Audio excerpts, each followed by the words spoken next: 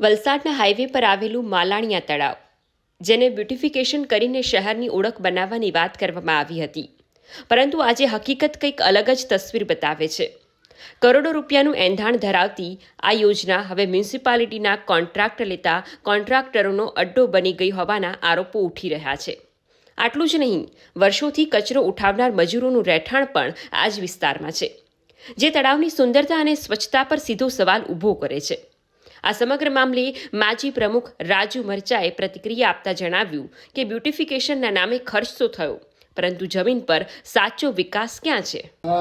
વલસાડ માજી નગરપાલિકા પ્રમુખ રાજુભાઈ મરચા. આપણે જે આજે એક મુદ્દો ઉઠાવ્યો છે કે મલાણિયા તળાવ, વલસાડમાં હાઈવે પર આવેલું મલાણિયા તળાવ એક વલસાડની ઇનફેક્ટ ધનોહર એમ કહીએ તો ચાલે, 3 થી 4 કિલોમીટર થાય રાઉન્ડમાં. તો એ તળાવ વલસાડના માટે એટલું ઉપયોગી છે, એક ફરવાલાયક સ્થળ બને તેવું છે. હું માજી નગરપાલિકા પ્રમુખ હતો ત્યારે અમે કામ ચાલુ કરેલું અને પછી ઉતારવાના થયું. હાઈવેની લગોલગ આ તળાવ આવેલું છે. અત્યારે અમે આની રજૂઆત આપણા સાંસદ શ્રી ધવલભાઈ પટેલને કરી છે, જિલ્લા પ્રમુખ હેમંતભાઈ કંસારાને પણ કરી છે, અને ધારાસભ્ય ભરતભાઈને પણ આ મેટર ખબર જ છે. ને આપના સાંસદ ખૂબ ઉત્સાહી છે. ને વલસાડની અંદર જો આ તળાવ ડેવલપમેન્ટ થાય, આ તળાવ નગરપાલિકા જરાક રસ લે એની અંદર, ને અત્યારે જે નગરપાલિકામાં 41 સભ્યો છે, બાગ કમિટીના ચેરમેન ભરતભાઈ કાનાને પણ મેં બોલાવીને આ વાત કરી છે ચેરમેનશ્રીને કે ભાઈ આ તળાવની પાસે જ્યારે કિન્નરીબેન વલસાડના માજી નગરપાલિકા પ્રમુખ અત્યારે તે પણ હતા, આ તળાવને સાફ કરતા અમને 8 થી 10 દિવસ ગયેલા. એક ડમ્પિંગ બનાવેલું કચરો નાખવાનું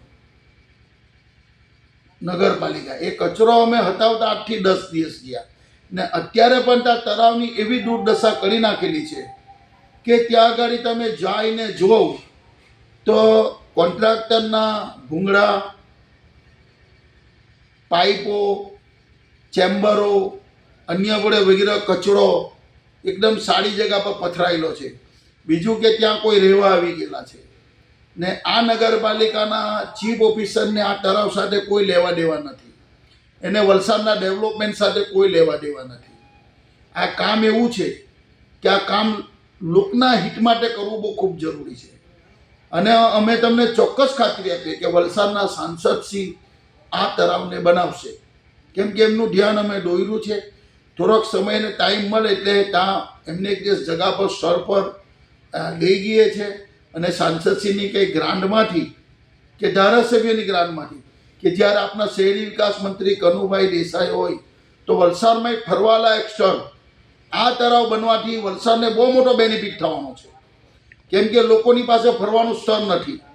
દમણ જાઓ કે પછી દીવ જાઓ કે ગમે ત્યાં આગળ જાઓ તો ગાર્ડનમાં સેલવાસ જાઓ તો આ એક ગાર્ડન બી બને એવો છે, તળાવની અંદર બોટિંગ બી થાય એવું છે, અને તળાવની આજુબાજુ રિસોર્ટ જેવા કે નાના નાના સ્ટોલ, તો વલસાડનું પબ્લિક નહીં પણ હાઈવે પર જે લક્ઝરી કે બસો જતા હોય એ પણ ત્યાં રોકાઈ જાય છે. જો તો નગરપાલિકા કોઈને આ કોન્ટ્રાક્ટ બેઝ પર આપે, જો તો પોતે ડેવલપમેન્ટ કરે.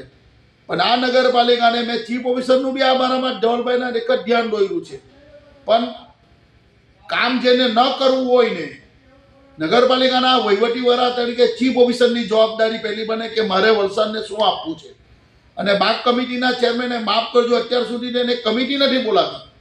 તો મેં એને કીધું ભાઈ તું કમિટી બોલાવ, વલસાડની અંદર મલાણિયા તળાવ, ગુરુચી તળાવ, સાંસદ શ્રી ધવલભાઈને મળો. અને ધવલભાઈ ઉત્સાહી છે, ને ધવલભાઈ કંઈ ને કંઈ આપણને આ કામ આપશે ને આપનું કામ થશે, પણ એમનું ધ્યાન તો દોરવું પડે ને. તમારે જવું ને, અમે તો ધ્યાન દોર્યું છે, પણ તે તમે નગરપાલિકાના ચૂંટાયેલા સભ્યો છે, આપની બે ફરજનો ભાગ છે કે વલાણને બસ આ ખંડેરની હાલતમાં જ રાખવાના છે, આ જ પરિસ્થિતિમાં રાખવાના છે. જો તમે આ વિડીયો ફેસબુક પર જોઈ રહ્યા છો તો લાઈક અને ફોલો કરો, અને યુટ્યુબ પર જોઈ રહ્યા છો તો અમારી ચેનલને સબસ્ક્રાઇબ કરો. સત્તરે.com, આઝાદી સમાચારોની.